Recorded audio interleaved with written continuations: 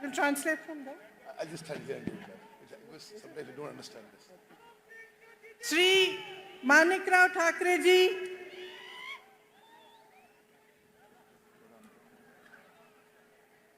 actually, Shri Rahul Gandhi ji, Shri Manikrao Thakre ji, Shri Revant Reddy ji, Shri Bhatti Vikramarka ji, Shri Uttam Reddy ji, Shri Takka ji, Shri Janna Reddy ji, Shri Ponam Prabhakar ji, Shri Azaruddin ji, Komati Reddy Venkat Reddy ji, Podam Veriya ji, Madhu Yakshi God ji, Shri Sridhar Babu ji, Shri Balram Nayak ji, Shrimati Deepa दास मुंशी जी और श्री जग्गा रेड्डी जी, मेरी प्यारी बहनों और भाइयों, आपका इस सभा में बहुत बहुत स्वागत। అక్కలు చెల్లెలు అన్నలు తమ్ముళ్ళు మీ అందరికీ స్వాగతం, మీ అందరికీ నమస్కారం। आज जैसे हम यहाँ उतरे तो हम रामप्पा मंदिर पे गए और मैं आपको दिल से बताना चाहती हूँ कि इतना सुंदर मंदिर मैंने अपने जीवन में नहीं देखा है। ఇక్కడ మేము రాగానే రామప్ప మందిరం పోయినాం, చాలా అద్భుతమైన చాలా సుందరమైన మందిరం అని చెప్పి నేను మనవి చేస్తున్నాను। ये धरती एक पवित्र धरती है। यहाँ के शहीदों ने तेलंगाना के लिए बड़े बड़े बलिदान दिए। ఇది చాలా పుణ్యభూమి, ఇక్కడ చాలా మంది తెలంగాణ రాష్ట్రం కోసం వారి జీవితాలు త్యాగం చేసుకున్నారు। न्यायप्रिय लोगों की धरती है। ఇక్కడున్న ప్రజలందరూ న్యాయం కోరుతున్నారు। वीरों की धरती है। ఇది వీరుల భూమి। ఇది वीर श्रीकांताचार्य जी को मेरा नमन। శ్రీకాంతాచార్యని నేను తెలంగాణ అమరవీరుని ఈరోజు తలుచుకుంటున్నాను। इन सब योद्धाओं ने आपके लिए एक बहुत बड़ा सपना देखा था। మీరందరూ కూడా ఒక పెద్ద తెలంగాణ అనే ఒక పెద్ద స్వప్నం చూసిండ్రు।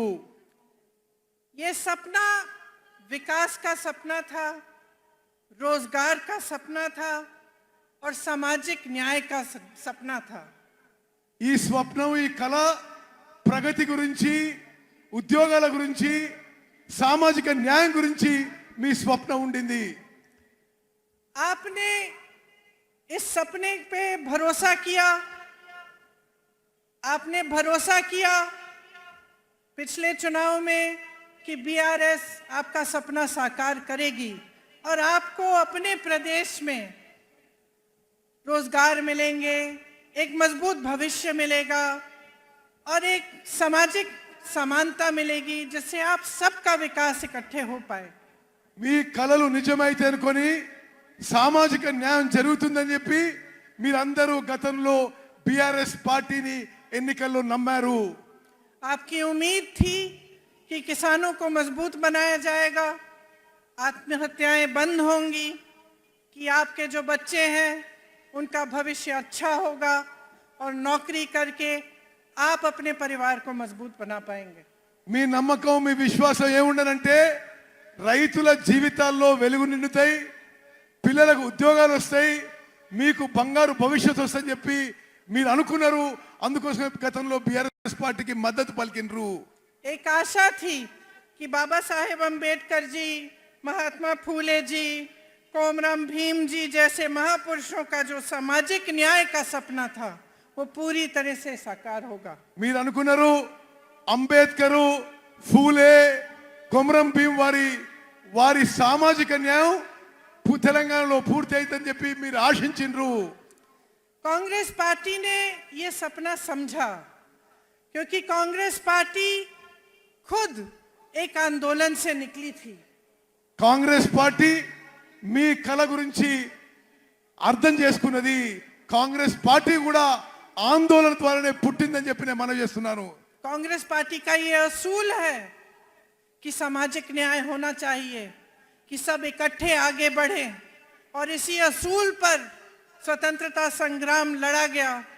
इसीलिए कांग्रेस पार्टी ने जब देखा कि आपका ये सपना था और आप इस सपने के लिए संघर्ष कर रहे थे इसमें अपनी पूरी शक्ति डाल रहे थे और इतने सारे लोग इस सपने के लिए बलिदान देने के लिए तैयार थे, तो कांग्रेस पार्टी ने इस सपने को समझकर तेलंगाना प्रदेश बनाने का निर्णय लिया। కాంగ్రెస్ పార్టీ స్వాతంత్ర్యం నుంచి కూడా దేశం ప్రజల యొక్క ఆకాంక్షలు గుర్తించింది. కాంగ్రెస్ పార్టీ సామాజిక న్యాయం మీద నమ్ముతుంది. కాంగ్రెస్ పార్టీ ప్రజల ఆకాంక్షలు నెరవేరుస్తుంది. మీ అందరి ఆకాంక్షలు కోరికలు నెరవేర్చడానికే కాంగ్రెస్ పార్టీ ప్రత్యేక తెలంగాణ రాష్ట్రం ఏర్పాటు చేసిందని చెప్పి మనం చేస్తున్నాను. उस समय मेरी माताजी सोनिया जी कांग्रेस की अध्यक्ष थी और इस निर्णय को लेने में एक राजनीतिक वीरता भी थी, क्योंकि वो जानती थी कि इस निर्णय को लेने से हो सकता है कि कांग्रेस की जो राजनीतिक जो यहाँ पे जो उसका स्तर है, हो सकता है कि कांग्रेस उस चुनाव को हारे जो अगला चुनाव है। మా అమ్మ సోనియా గాంధీ గారు తెలంగాణ రాష్ట్రం ఇవ్వడానికి నిర్ణయం తీసుకున్నప్పుడు కొంత రాజకీయ మూల్యం చెల్లించాల్సి వస్తుందని చెప్పి తెలిసి కూడా తెలంగాణ రాష్ట్రం ఏర్పాటు చేసిన విషయం మీకు గుర్తు చేస్తున్నాను. आजकल ज्यादातर पार्टी के नेता वही निर्णय लेते हैं जिससे उनका राजनीतिक स्वार्थ साधा जाता है, लेकिन सोनिया जी ने जब ये निर्णय लिया तो ये निर्णय आपके लिए लिया। उन्होंने ये कहा कि चाहे मेरी पार्टी तेलंगाना में न भी जीते, न भी सरकार बना पाए, तब भी ये तेलंगाना के लोगों का की ये चाहत है, कि सपना है, और इसे साकार करने के लिए उन्होंने आपकी भलाई के लिए और आपके पक्ष में ये निर्णय लिया। తెలంగాణ రాష్ట్రం ఇస్తే మూల్యం చెల్లించాల్సి వస్తుందని తెలిసినా ఈ రోజుల్లో రాజకీయ నాయకులందరూ కూడా రాజకీయ లబ్ధి కోసమే నిర్ణయాలు తీసుకుంటున్నా. మా తల్లి గారు సోనియా గాంధీ గారు రాజకీయం నష్టపోయినా సరే తెలంగాణ ప్రజల ఆకాంక్ష కొరకు, తెలంగాణ ప్రజల త్యాగాలు గుర్తించి, తెలంగాణ ప్రజల కోరిక మేరకు తెలంగాణ రాష్ట్రం ఏర్పాటు చేసిన విషయం మీ అందరికీ మరోసారి మనం చేస్తున్నాను. उनका सोच, कांग्रेस पार्टी की सोच एक छोटी सोच नहीं थी।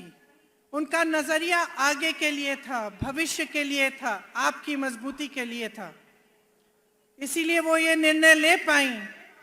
और उन्हीं की तरह कांग्रेस पार्टी के जितने भी बड़े बड़े नेता रहे, चाहे जवाहरलाल नेहरू थे, चाहे इंदिरम्मा थी, चाहे उनके बाद मनमोहन सिंह जी थे, चाहे राहुल जी हैं, और तेलंगाना के तमाम नेता हैं, आगे की सोचते हैं और आपकी भलाई के लिए सोचते हैं। और इसी सोच के लिए, इसी सोच के जरिए आपके प्रदेश को मजबूत बनाने की बात करते हैं। తాత్కాలిక ప్రయోజనాల కోసమో, కొద్ది దూరం చూసి ప్రయోజనాల కోసమో సోనియా గాంధీ గారు తెలంగాణ ఇవ్వలేదు. దూరపు చూపుతో మీ భవిష్యత్తు కోసం, మీ పిల్లల భవిష్యత్తు కోసం, మీ ఆకాంక్ష మేరకు సోనియా గాంధీ గారు తెలంగాణ ఏర్పాటు చేశారు. ఏ విధంగానైతే జవహర్లాల్ నెహ్రూ గారు, ఇందిరాగాంధీ గారు, రాజీవ్ గాంధీ గారు, రాహుల్ గాంధీ గారు దూర చూపుతో దేశం మంచి కోసం, సమాజం మంచి కోసం, ప్రజల కోసం మంచి కోసం నిర్ణయాలు తీసుకుంటారో, ప్రజల ఆకాంక్ష కోసం తెలుసుకుంటారో, మా తల్లి సోనియా గాంధీ గారు కూడా తెలంగాణ రాష్ట్రం ఏర్పాటు నిర్ణయం తీసుకున్నారు. इस सोच का प्रमाण ये है कि उनके कार्यकाल में बड़ी बड़ी संस्थाएं बनी आपकी भलाई के लिए, चाहे आईआईटी, आईआईएम, एम्स, ऐसी संस्थाएं बनी, आपका विकास हुआ, तो आप आगे बढ़ पाए। గత కాంగ్రెస్ పెద్దల హయాంలో పెద్ద పెద్ద సంస్థలు ఏర్పడ్డాయి. ఐఐటి కానీ, ఐఐఎం కానీ, ఇటువంటి అన్ని దేశానికి ఎంతో లాభం చేసిన సంస్థలు ఏర్పడ్డ విషయం కూడా నేను గుర్తు చేస్తున్నాను. तो जो कांग्रेस की सरकारें बनी वो जनता की सरकारें थी, वो आपको मजबूत बनाने के लिए बनी, और उनमें दोनों चीज थी, नजरिया और नियत। अब जब हम नियत की बात करते हैं तो जितने भी काम होते हैं, सरकार बगैर सही नियत के वो काम करती नहीं है। अगर सरकार की नियत ये हो कि आपको लूटना है और सिर्फ सत्ता में रहकर भ्रष्टाचार करना है, तो वो भलाई के काम नहीं कर पाती। కాంగ్రెస్ ప్రభుత్వాలు నీతి నిజాయితీతో కట్టుబడి ఉంటాయని చెప్పి నేను మనవి చేస్తున్నాను. ఇప్పుడు మీరు చూస్తున్న ప్రభుత్వాలు అవినీతితో మోసపూరిత విధానం అవలంబిస్తున్న విషయం కూడా మీరు గమనించాలని చెప్పి మనవి చేస్తున్నాను. तो आज हम सब इस मंच पे खड़े हैं और आपके सामने खड़े होकर हमने ये बात कही है कि तेलंगाना के लिए कांग्रेस पार्टी ने एक रोड मैप, एक विजन बनाया है. ఈ రోజు మీ అందరికీ మనవి చేస్తున్నా, కాంగ్రెస్ పార్టీ తెలంగాణ రాష్ట్రానికి ఒక రోడ్ మ్యాప్, ఒక విజన్ తయారు చేసి ఈ రోజు మీ ముందుకు వస్తున్నానని చెప్పి నేను మనవి చేస్తున్నాను. आपके लिए गारंटी लाए हैं. गारंटी क्या है? गारंटी वो चीजें हैं जो हम आज आपको बताना चाहते हैं कि हम आपके लिए करेंगे.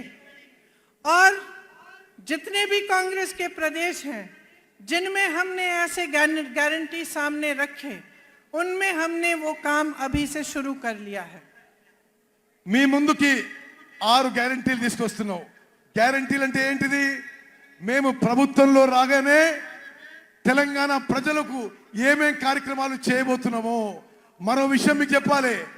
ఏ రాష్ట్రంలో మేము అధికారంలో వచ్చినా మేము ఇచ్చిన హామీలు, గ్యారెంటీలు అమలు చేసి చూపెట్టామని చెప్పి నేను మనం చేస్తున్నాను. मेरी बहनें यहाँ बैठी हैं, आप दिन रात मेहनत करती हैं, मैं जानती हूँ, और पूरे समाज का जो बोझ है आप अपने कंधों पर लेते हैं. बच्चों की परवरिश, घर की देखभाल, उसके साथ साथ बाहर जाके काम करना, खेती में मेहनत करना, या कोई नौकरी हो तो वहाँ नौकरी करना, ये सब आप करती हैं. और आज आप कितनी महंगाई का सामना कर रही हैं, चाहे गैस का सिलेंडर हो, चाहे तेल हो, चाहे कुछ भी हो. जब आपको खरीदने जाना होता है तो आपको 10 बार सोचना पड़ता है कि हम ये खरीद पाएंगे, घर ला पाएंगे कि नहीं. कोई घर पे बीमार पड़ता है तो आपके दिल में ये बात आती है कि दवाइयाँ कैसे खरीदेंगे, उनका इलाज कैसे करवाएंगे.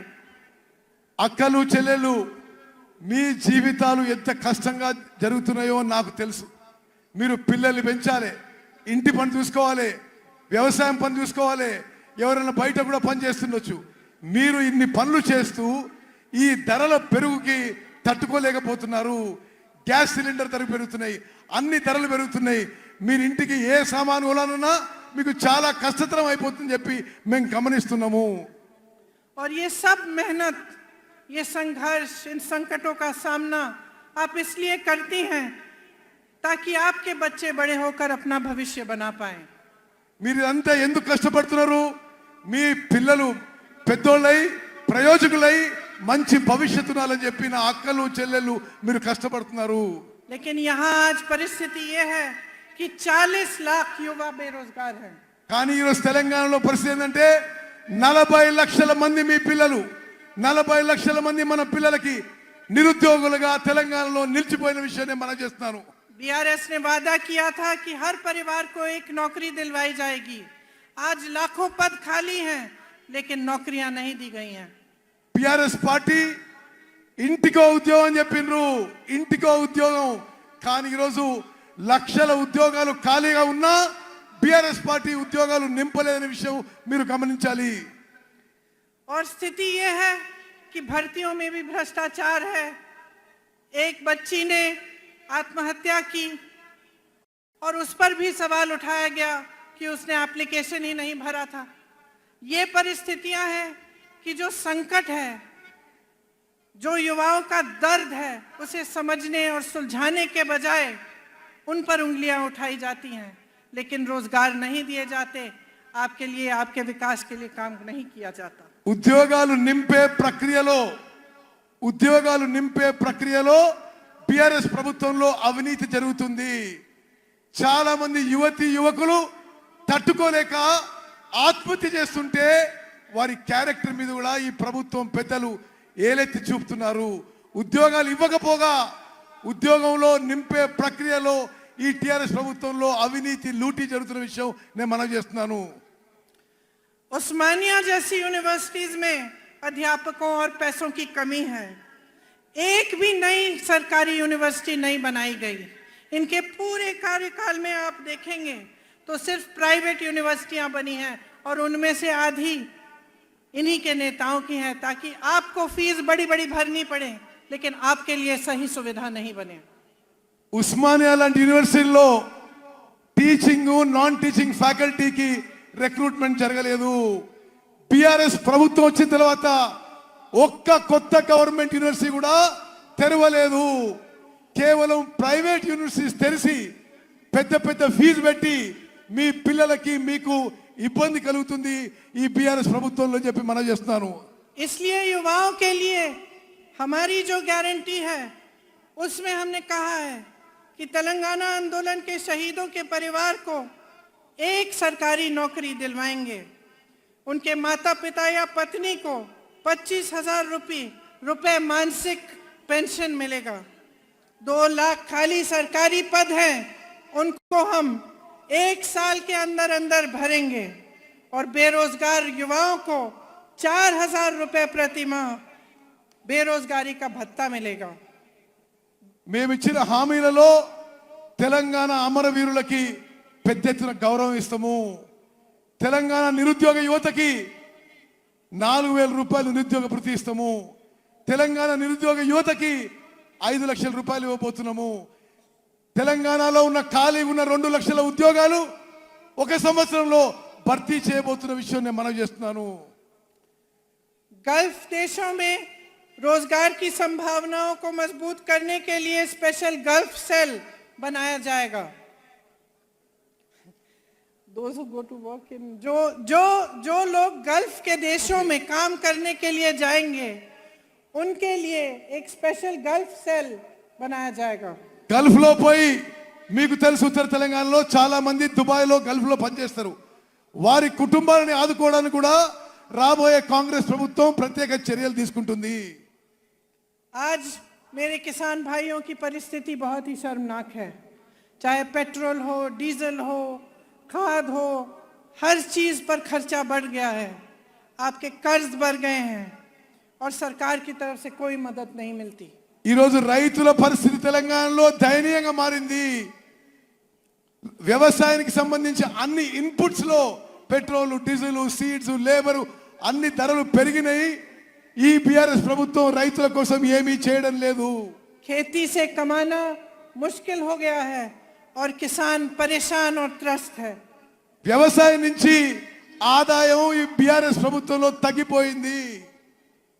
इसीलिए हमने ये तय किया है कि हम एमएसपी को बढ़ाएंगे और इसकी हम आपको गारंटी देते हैं। అందుకోసమే రాబోయే కాంగ్రెస్ ప్రభుత్వంలో మినిమం సపోర్ట్ ప్రైస్ ఎంఎస్పి పెంచి ఇవ్వబోతున్నాం అని చెప్పి నేను మనం చేస్తున్నాను. धान के लिए 2,500 रुपए, मक्का के लिए 2,200 रुपए, सोयाबीन के लिए 4,400 रुपए, गन्ना के लिए 4,000 रुपए। అన్ని వ్యవసాయ పంటలకి ఎంఎస్పి పెంచి ఇస్తాము. వరి ధాన్యానికి 2,500, సోయాకి 2,200, షుగర్ కేన్ కి 4,000 రూపాయలు ఇవ్వబోతుందని చెప్పి నేను మనం చేస్తున్నాను. अरहर की 6,700 रुपए और कॉटन की 6,500 रुपए। పత్తికి 6,500 రూపాయలు ఇవ్వబోతున్నాం. ఈ విధంగా ప్రతి పంటకి ఎంఎస్పి కంటే పెంచి రాబోయే కాంగ్రెస్ ప్రభుత్వం ఇవ్వబోతుంది. किसानों के लिए 2 लाख रुपए तक कर्ज माफ किए जाएंगे। రాబోయే కాంగ్రెస్ ప్రభుత్వం 2 లక్షల రూపాయల వరకు రైతులకి రుణమాఫీ చేయబోతున్నాము. इंदिरम्मा रायतु भरोसा योजना के तहत किसानों के लिए 15,000 रुपए प्रति एकड़ दिया जाएगा। ఇందిరమ్మ రైతు భరోసా అనే కార్యక్రమం తీసుకొచ్చి ప్రతి ఎకరాకి ప్రతి సంవత్సరానికి 15,000 రూపాయలు ఇవ్వబోతుందని చెప్పి నేను మనం చేస్తున్నాను.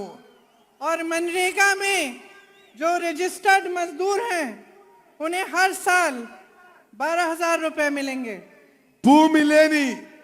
భూమి లేని రైతు కూలీలకు సంవత్సరానికి వచ్చే కాంగ్రెస్ ప్రభుత్వం 12,000 రూపాయలు ఇవ్వబోతుందని చెప్పి నేను మనం చేస్తున్నాను.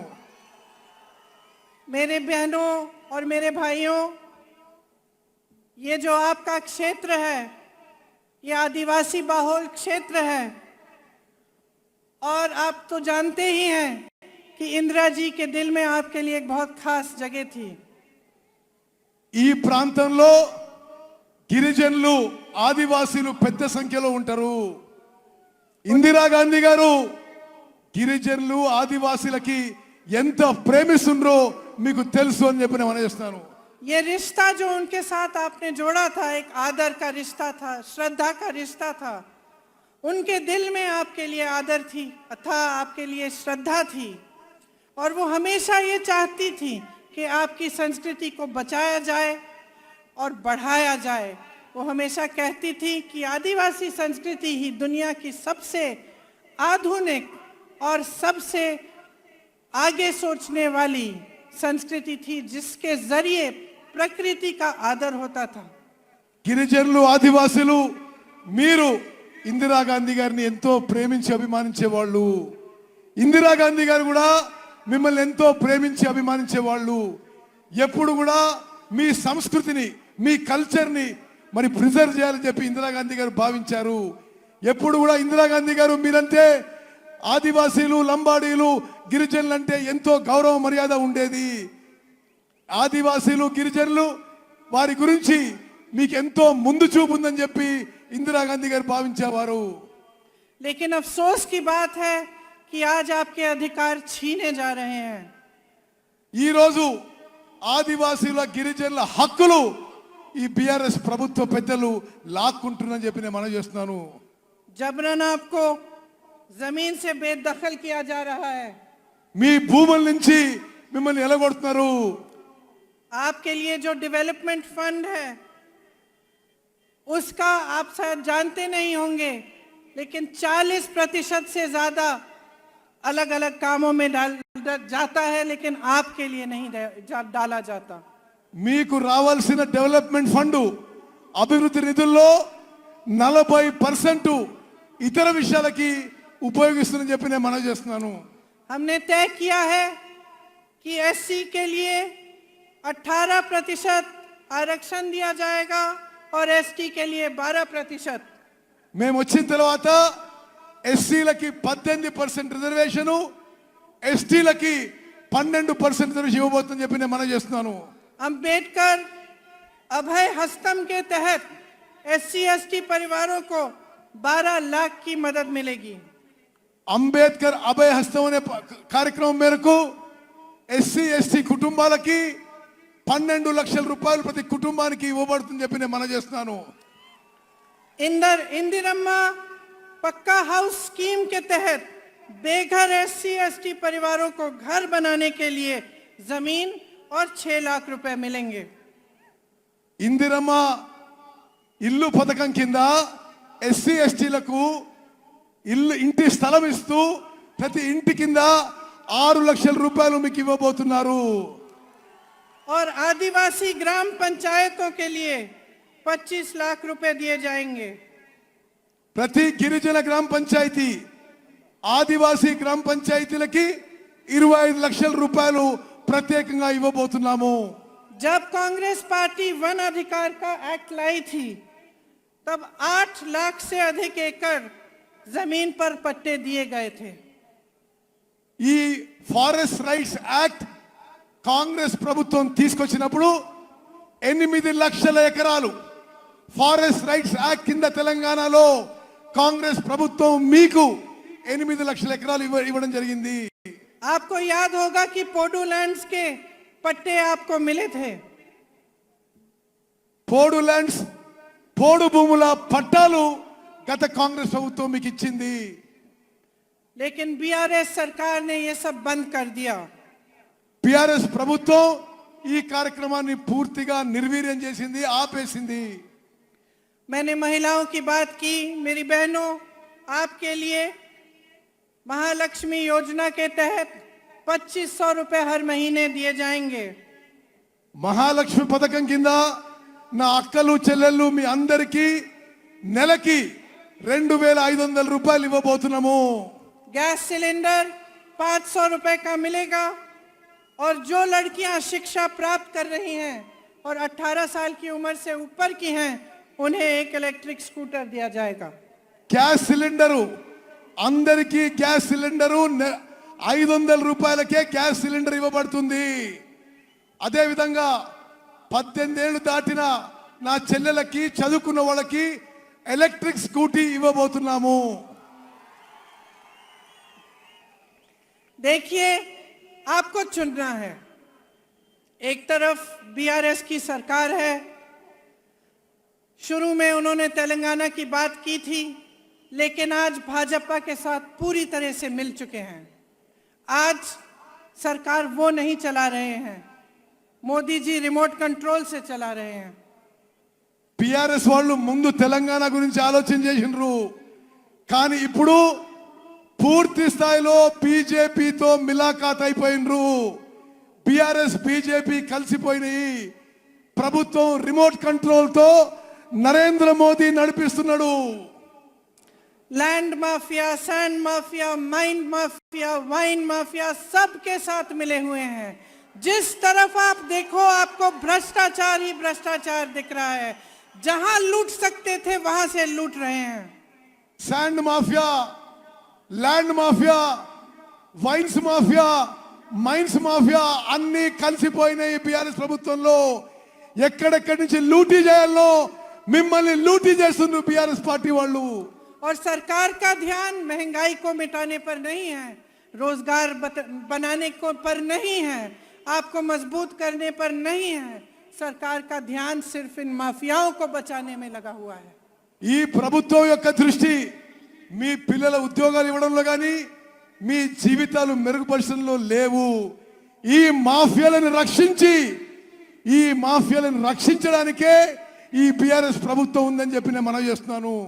रंगारेड्डी जिले में हजारों करोड़ों के जमीन पर घोटाला किया. भूदान की जमीन रिकॉर्ड से ही गायब कर दी.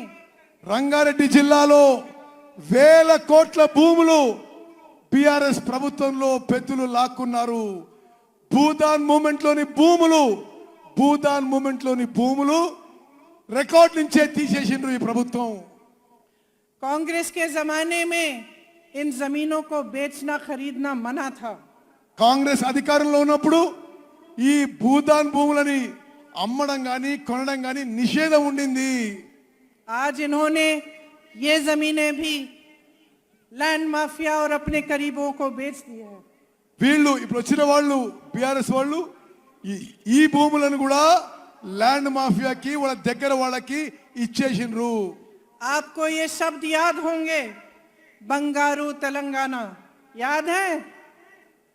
ये शब्द, ये वादा आपको बीआरएस ने किया था कि तेलंगाना को स्वर्णिम जगह बनाएंगे. బీఆర్ఎస్ వాళ్ళు బంగారు తెలంగాణ చేస్తామని మీకు హామీ ఇచ్చి అష్యూరెన్స్ ఇచ్చి మోసం చేసిన విషయం గుర్తు చేస్తున్నా. लेकिन इन्होंने अपने लिए बड़े बड़े आलीशान महल बना दिए और आपके जो सपनों का महल था वो चूर चूर कर दिया. వీళ్ళు 100 కోట్ల లూటీలు చేసుకున్నారు, పెద్ద పెద్ద బంగ్లాలు కట్టినరు. మీ స్వప్నం గాని మీ కల గాని ధ్వంసం చేసింది బీఆర్ఎస్ పార్టీ, బీఆర్ఎస్ ప్రభుత్వం. आपका सपना था कि सामाजिक न्याय होगा. మీ స్వప్నం మీ కల సామాజిక న్యాయం కావాలని ఉండే. सामाजिक न्याय कौन सा? इनके 18 मंत्रियों में से 3 तो सीएम के ही परिवार के हैं और इनके पास 13 मंत्रालय हैं. ఇప్పుడు సామాజిక న్యాయం బీఆర్ఎస్ లో జరుగుతలేదు. 17 మంది మంత్రుల్లో 3 వీరు కుటుంబ సభ్యులే మంత్రులు. 18 మంత్రిత్వ శాఖలు వీళ్ళ కుటుంబం దగ్గరనే ఉన్నాయి. और बीसी की संख्या 50% से ऊपर है, लेकिन मंत्रालय में सिर्फ 3 मंत्री हैं. బీసీలు జనాభాలో 50% కంటే ఎక్కువ ఉన్నారు, కానీ వీళ్ళ మంత్రిత్వ శాఖలో ముగ్గురు మంత్రులు ఉన్నారు. 34% आरक्षण से घटाकर 23% कर दिया है. 27% నుంచి బీసీల రిజర్వేషన్ 23% కి తగ్గించిండ్రు. राहुल जी यहाँ बैठे हैं, सब जगह जाते हैं तो जातिगत जनगणना की बात करते हैं. बिहार में ये जनगणना की गई, पता चला कि ओबीसी, आदिवासी, शेड्यूल कास्ट के 84% लोग हैं. और आप सोचिए और अपने आप से पूछिए कि 84% लोग हैं बिहार प्रदेश में लेकिन उनका प्रतिनिधित्व नहीं है। బీహార్లో ఏ విధంగా అయితే బీసీలో కాస్ట్ సెన్సెస్ జరిగిందో దేశవ్యాప్తంగా కాస్ట్ సెన్సెస్ జరగాలని చెప్పి రాహుల్ గాంధీ గారు దేశమంతటా పర్యటన చేస్తున్నారు. ఎస్సీ ఎస్టీ బీసీల సంఖ్య ఎక్కువ ఉన్నా తగిన స్థాయిలో వారికి న్యాయం జరగడం లేదని చెప్పి మేము మనవి చేస్తున్నాము. सच्चाई ये है कि हमारे पूरे देश की यही असलियत है। हम कहते हैं कि जातिगत जनगणना करिए और ये चुप हो जाते हैं। ये गिनती भी नहीं करना चाहते, ये गिनती भी नहीं करना चाहते कि कितने बीसी है, कितने एससी है, कितने एसटी हैं। इनको अपना हक देना छोड़िए, गिनती से डर रहे हैं। వీళ్ళు ఇప్పుడు ప్రభుత్వంలో ఉన్న వాళ్ళు కాంగ్రెస్ పార్టీ కోరుతుంది క్యాస్ట్ వైడ్ సెన్సెస్ చేయాలని. నరేంద్ర మోదీ ప్రభుత్వం దీనికి నోరు మూసుకొని కూర్చుంది. వాళ్ళ హక్కులు ఇవ్వడం దూరంగా పెట్టండి, కనీసం క్యాస్ట్ వైడ్ సెన్సెస్ చేయడానికి కూడా మోదీ ప్రభుత్వం ముందుకు రావడం లేదు. तो ये सामाजिक न्याय देंगे कैसे? లెక్కలే చేయనప్పుడు, కులపరంగా సెన్సెస్ అయినప్పుడు వీళ్ళు న్యాయం ఎట్లా చేస్తారు, సామాజిక న్యాయం ఎట్లా చేస్తారు? इनकी बातें खोखली हैं। चुनाव के समय बड़ी बड़ी बातें करते हैं, उसके बाद भूल जाते हैं। लूट में, भ्रष्टाचार में, इन्हीं चीजों में व्यस्त रहते हैं। వీళ్ళ మాటల్లో అర్థం లేదు, మోసపూరిత మాటలు. ఎలక్షన్స్ లో ఏదో మాటలు చెప్పి వాగ్దానాలు చేసి పూర్తిగా మర్చిపోతారు, జనాన్ని మోసం చేస్తున్నారు. मोदी जी ने कितने बड़े बड़े वादे किए थे। ट्राइबल यूनिवर्सिटी बनाएंगे, स्टील प्लांट लगवाएंगे, हॉर्टिकल्चर यूनिवर्सिटी बनाएंगे। क्या बनाया? మోదీ గారు పెద్ద పెద్ద మాటలు మాట్లాడిండు. ట్రైబల్ యూనివర్సిటీ పెడతా అన్నాడు, స్టీల్ ఫ్యాక్టరీ పెడతా అన్నాడు, హార్టికల్చర్ యూనివర్సిటీ పెడతా అన్నాడు. ఏది ఒక్క అంగుళం కూడా ముందుకు పోలేదు. जो बनाया वो सब अपने बड़े बड़े उद्योगपति दोस्तों को सौंप दिया। BHEL, BSNL, DMRL, HAL, railways की बात कर रहे हैं, कुछ नहीं छोड़ा। నరేంద్ర మోదీ గారు కాంగ్రెస్ పార్టీ నిర్మించిన సంస్థలని, పబ్లిక్ సెక్టర్లని, బిహెచ్ఏలు, హెచ్ఏఏలు, రైల్వేస్ లో కొంత భాగం ప్రైవేట్ తన ఉద్యోగపతి దోస్తులకి, వ్యాపారవేత్తలకి ఈ దేశాన్ని అమ్మేస్తున్నాడు. 60 लाख करोड़ की कंपनियां 6 लाख करोड़ में बेच डाली। 7 లక్షల కోట్ల కంపెనీలు 6 లక్షల కోట్లు అమ్ము చేయబడుతున్నాయి. ना इन्होंने जो बनी हुई संस्थानी थी उनकी बचत, उनकी हिफाजत की, ना इन्होंने कुछ नया बनाया। सिर्फ नए नए वादे, नए नए बातें करते रहे।